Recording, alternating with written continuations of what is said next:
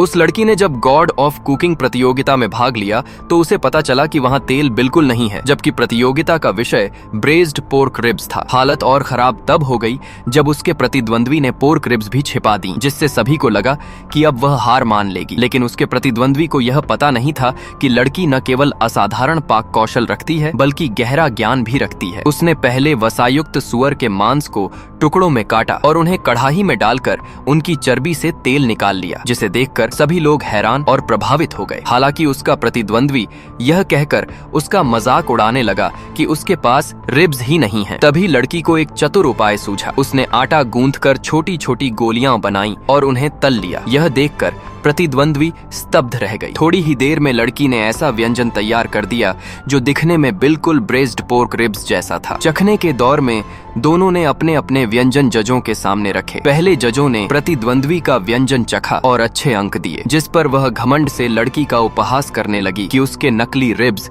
कभी जीत नहीं सकते। लेकिन अगले ही क्षण एक जज खड़ा हुआ और उसने लड़की के व्यंजन की प्रशंसा करते हुए कहा कि यह अब तक का सबसे स्वादिष्ट ब्रेज्ड रिब्स है। इसके बाद सभी जजों ने लड़की को पूर्ण अंक दिए और अन्य जज भी दौड़कर उसका व्यंजन चखने आए। उसकी पाक कला की जमकर सराहना हुई। फिर भी प्रतिद्वंद्वी संतुष्ट नहीं हुई और प्रतियोगिता के बाद अपने दोस्तों के साथ लड़की को धमकाने आई कि अगला दौर इतना आसान नहीं होगा, क्योंकि अगला प्रतिद्वंद्वी 3 बार का चैंपियन है। उसके घमंडी चेहरे को देखकर लड़की ने निश्चय कर लिया कि वह ही चैंपियन बनेगी। फाइनल के दिन वह घूंघट ओढ़कर मंच पर आई, जिसे देखकर सभी भ्रमित हो गए। तब उसने घोषणा की कि वह चैंपियन बनने के बाद ही घूंघट हटाएगी। पहला दौर चाकू कौशल का था, जिसमें उसकी प्रतिद्वंद्वी ने आत्मविश्वास से गाजर को सुंदर कुंडलियों में काट दिया जो स्प्रिंग जैसी दिख रही थी। लेकिन जब लड़की की बारी आई तो उसने गाजर पर कुछ साधारण से कट लगाए, जिससे सबको लगा कि वह हार मान रही है। तभी उसने मेज पर जोर से हाथ मारा और पल भर में सबके सामने गाजर की एक सुंदर आकृति उभर आई, जिससे पूरा सभागार तालियों की गड़गड़ाहट से